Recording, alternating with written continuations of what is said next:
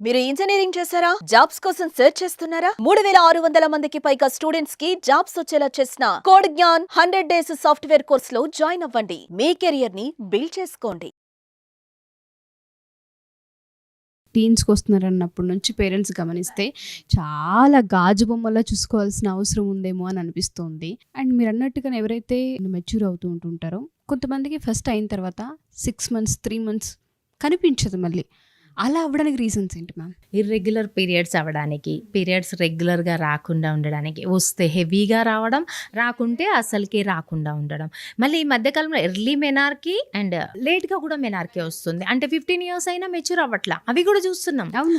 ఇదంతా కూడా ఈ మన యాక్సిస్, మన పిట్యూటరీలో చేంజెస్. పిట్యూటరీ ఓవేరియన్ యాక్సిస్ అంటే పిట్యూటరీకి ఓవరీకి కనెక్షన్ ఉంటుంది హార్మోన్స్ ద్వారా.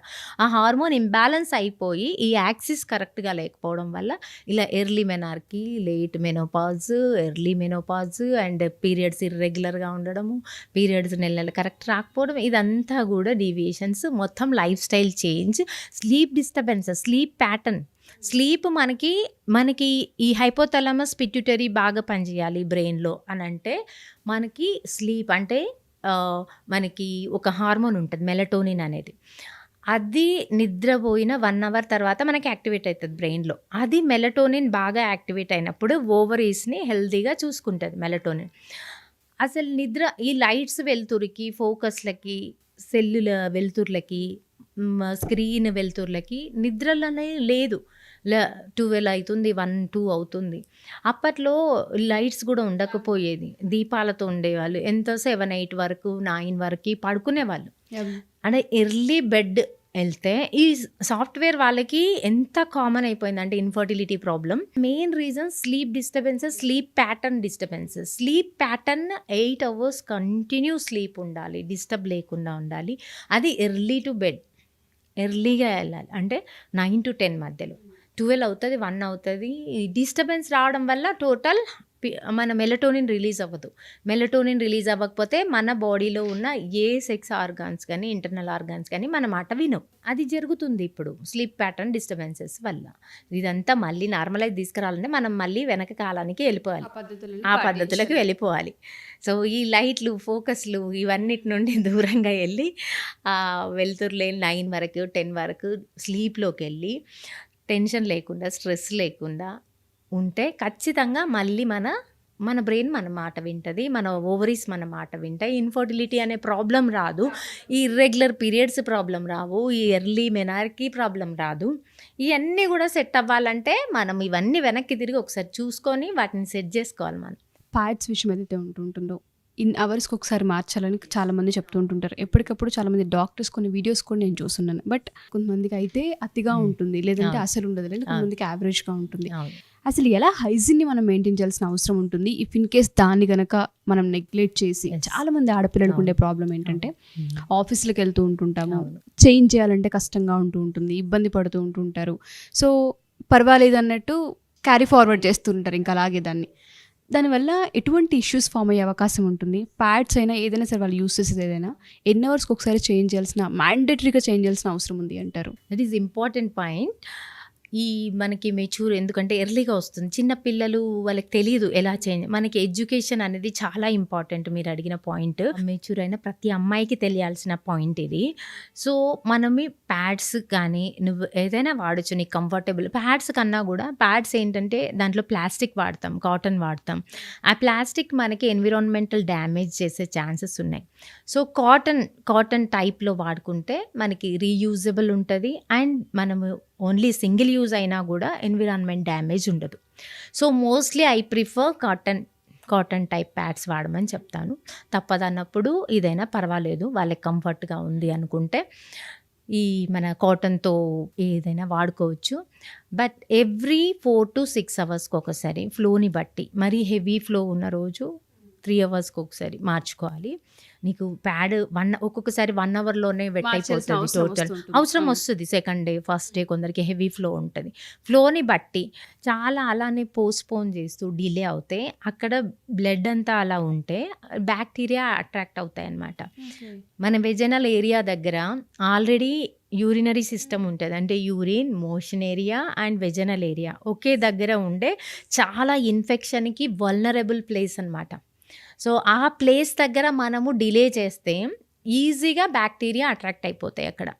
అంటే మన ఫేసు, హ్యాండ్స్ తీసుకోండి, అక్కడ బ్యాక్టీరియా ఎక్కువ రావడానికి అవకాశాలు ఉండవు.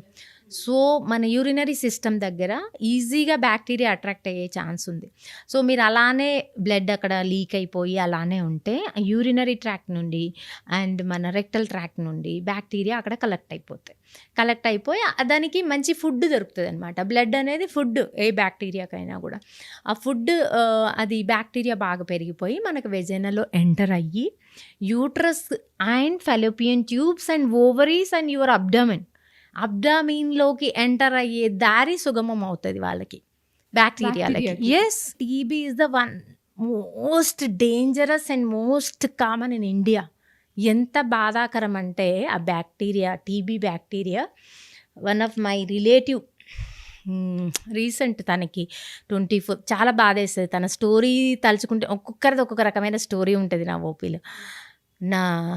నాకు బాగా అంటే నా ఫ్రెండ్ వాళ్ళ ఫ్యామిలీ మెంబర్ తనకు ఎప్పుడు ఎలా బ్యాక్టీరియా ఎంటర్ అయిందో, టీబీ ఇన్ఫెక్షన్ ఎంటర్ అయ్యి యూట్రస్ మొత్తం డ్యామేజ్ చేసింది, Fallopian tubes and ovaries, abdomen మొత్తం డ్యామేజ్ చేసి మొత్తం అతుకులు. తనకు పెళ్ళైన తర్వాత పిల్లలు పుట్టట్లేదు ఏంటా అని చెక్ చేసుకున్నప్పుడు మొత్తం యూట్రస్ మొత్తం క్లోజ్, యూట్రస్ మొత్తం వాల్ అయిపోయింది. దాన్నే ఆషర్మ్యాన్ సిండ్రోమ్ అంటాం. అంత ఘోరంగా డ్యామేజ్ చేస్తుంది టీబీ బ్యాక్టీరియా. అసలు తనకి ఇప్పుడు పిల్లలు పుట్టే ఛాన్సే లేదు. తన యూట్రసే మొత్తం డ్యామేజ్ అయిపోయింది. తన ఫాలోపియన్ ట్యూబ్స్లోకి ఎంటర్ అయ్యి అసలు అది ఎలా ఉందో దేవుడు ఎరుగు, బయట అసలు ఎంట్రీ దారియే లేదు తనకి. సో ఇంపాసిబుల్, అంటే తను అసలు కన్సీవ్ అయ్యే ఛాన్స్ లేదు. తను కావాలంటే సరోగసీకి వెళ్ళడమే. అంత డేంజరస్ అన్నమాట మన వెజైనల్ సిక్రీషన్స్ వల్ల పైకి వెళ్ళిపోయాయి. చాలా మంది లైట్ తీసుకుంటాము, అంత లైట్ తీసుకుంటాం అస్సలు. ఎప్పుడు కూడా పేరెంట్స్ కూడా పిల్లలకి సజెస్ట్ చేయాలి. అండ్ అండర్ వేర్స్ కూడా మారుస్తూ ఉండాలి. ఎవ్రీ 6 monthsకో 1 yearకో మారుస్తూ ఉండాలి అండర్ వేర్స్. అండ్ కింద ఎక్కడ పడితే అక్కడ కూర్చొనివ్వద్దు పిల్లల్ని. అసలు టీబీ ఇన్ఫెక్షన్ ఎంటర్ అయ్యేది మనకి కింద నీట్గా లేని ప్లేస్లో. ఎవరో టీబీ పర్సన్ స్పిట్ చేశారనుకోండి కింద, అక్కడ తెలియకుండా చిన్నపిల్లలు కూర్చుంటే ఆ ఇన్ఫెక్షన్ వెజైనా ద్వారా యూట్రస్కి వెళ్ళిపోతుంది. ఆ ఇన్ఫెక్షన్ ఫర్టిలిటీ టైంలో మనకి బయటపడుతుంది. సో తనకి ఎప్పుడు ఎలా జరిగింది అనేది మనకు తెలియదు. బట్ ప్రతిసారి పిల్లలు అండర్ వైస్ కానీ కింద కూర్చునేటప్పుడు ప్లేసెస్ కానీ చూసుకొని కూర్చోవడం, అండ్ ప్యాడ్స్ మెచ్యూర్ అయిన తర్వాత ప్యాడ్స్ ఫ్రీక్వెంట్గా చేంజ్ చేసుకోవడం కానీ, నీట్నెస్ మెయింటైన్ చేయడం కానీ. నీట్నెస్ అని చెప్పేసి మన వాళ్ళు కొందరేమో ఓవర్ హైజీనిక్గా కొన్ని బ్రాండ్స్ అన్నీ మన ఉంటాయి కదా, అవన్నీ వాడేయడము, సోప్స్ వాడేయడము విపరీతంగా, అట్లా కూడా చూస్తాను. అది కూడా రాంగ్. ప్లెయిన్ వాటర్తో daily plain water and plain soap రెగ్యులర్గా వాడేది, 1 time enough. And every time మీరు వాష్రూమ్ వెళ్ళినప్పుడు ప్లెయిన్ వాటర్తో వాష్ చేయడం, దట్ ఈజ్ ఎనఫ్. మనకి వెజైనల్లో న్యాచురల్ ఆర్గానిజం, మనకి హెల్ప్ చేసే ఆర్గానిజం ఉన్నది మనకి, అది డ్యామేజ్ అయిపోతుంది. నువ్వు వేరే ఇప్పుడు అన్ని బ్రాండ్స్ ఉంటాయి కదా, బ్రాండ్స్ అన్ని చూసుకొని మనం ఎక్కువ ఓవర్ యూసేజ్ ఆఫ్ అవి చేసుకుంటే దానివల్ల న్యాచురల్గా డోడర్లైన్ బ్యాసిల్లై అని మన వెజైనాలో ఉంటుంది. మన ఇంటెస్టైన్లో ఎలా మంచి బ్యాక్టీరియా ఉంటుందో వెజైనాని కాపాడడానికి కూడా దేవుడు ఒక మంచి బ్యాక్టీరియాని పెడతాడనమాట. ఆ బ్యాక్టీరియా డ్యామేజ్ అయిపోతుంది. దానివల్ల అదర్ ఇన్ఫెక్షన్స్ ఈజీగా ఎంటర్ అయిపోవచ్చు, అవకాశం కూడా ఉంటుంది. నీట్నెస్ అంటే ఆర్టిఫిషియల్ దాంతో నీట్నెస్ కాదు, plain water and 1 time bath చేసేటప్పుడు సోప్ వాటర్తో క్లీన్ చేసుకోవడం, that's enough. And every time కూడా ప్యాడ్ మార్చుకునేటప్పుడు కూడా హ్యాండ్ వాష్ చేసుకొని ప్యాడ్ని చేంజ్ చేసుకుంటూ ఉండాలి.